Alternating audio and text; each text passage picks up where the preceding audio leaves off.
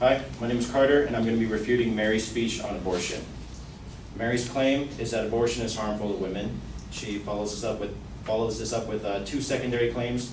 One, many complications can arise during abortion, and two, abortion can lead to psychological problems in women. Mary's first claim is not so much an argument as it is a fact. An abortion is just like almost any other surgery you may get in your life, and just like with any other surgery, there are complications that can arise. She does not offer any facts or statistics about the frequency of the complications, only listing what they are. Even much of her descriptions of the complications are speculative and vague. According to a study done by the Elliott Institute in the early 2000s, which is a leading US organization made up of healthcare professionals devoted to publishing research and educating men and women on abortion, found that only 30% of women having abortions report suffering any form of physical health complication. And this is any time within a couple of months after the abortion, so it's not necessarily could be a result of the abortion. The study also, or one of the studies that they collected also found that 10% of women who have abortions suffer immediate potentially life-threatening complications. And again, that's a very small percentage of women.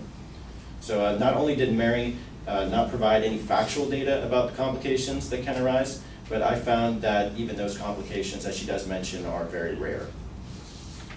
Now, Mary's secondary claim, abortion can lead to psychological problems in women.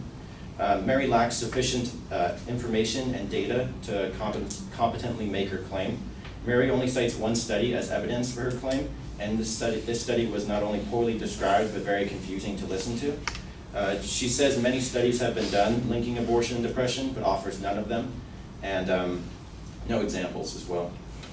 There have been hundreds of studies done on abortion and its effects that go all the way back to the Supreme Court Roe versus Wade decision in 1973, almost 40 years ago, but none of them are mentioned. This lack of information severely weakens her argument, as she has no grounds on which to base it. Again, citing the Elliott Institute, which has compiled hundreds of studies from all over the globe on abortion, they found that although there are a high number, 65% of women actually suffer symptoms of post-traumatic stress disorder after abortion. While this is true, she does not offer this statistic at all, so her argument is very unconvincing. Abortion does cause serious psychological problems in women and potentially serious physical problems. However, Mary failed to prove this. She did not make an argument in her first claim. It was merely a statement of facts, and she provided insufficient evidence in her second claim. Due to these glaring errors in her speech, she failed to convince me that abortion is as harmful as she said it is. Thank you very much. You were going to give me that?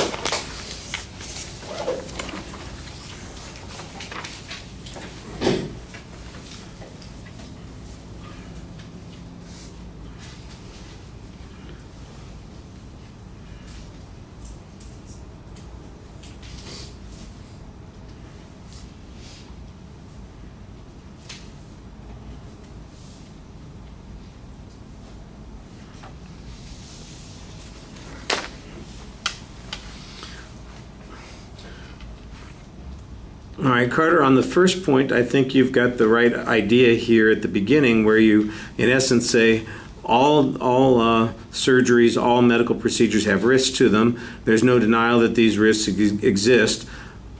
And the advocate's description of those risks is fairly vague. So I think so far you're doing fine. On the other hand, the Elliott Institute information seems to give a higher level of significance to the advocate's argument than denying the argument. You know, they say only 30% report any physical issues. Well, 30%, that's almost a third of women who have abortions apparently report some kind of physical issue. Whether or not it's directly related, at least it's quantification that the advocate didn't have, and so I'm not sure that that information is helping you. And when you say 10% had immediate life-threatening issues, well, that's if there are 1.3 million abortions a year. That's 130,000 women every year who have immediate life-threatening issues as a result of abortion. All of a sudden, her argument goes from being, we've minimized this to, holy crap, you've quantified it for her and you've given her a better argument than she would have had otherwise. I think that there are other ways to contrast this. For example, what is the frequency of any of these issues relative to other procedures that women have? The danger, for instance, of carrying a pregnancy to term is usually statistically higher than having an abortion. So that's one of the criticisms that's easy to point out. Said, well, the alternative is that you go to you carry a baby to term, and here are all of the negative effects that come out, and that's clearly worse. And I think that might be a better way to quantify that argument. Instead of giving the quantities on the other thing, let's talk about what the quantities are on the alternative here. And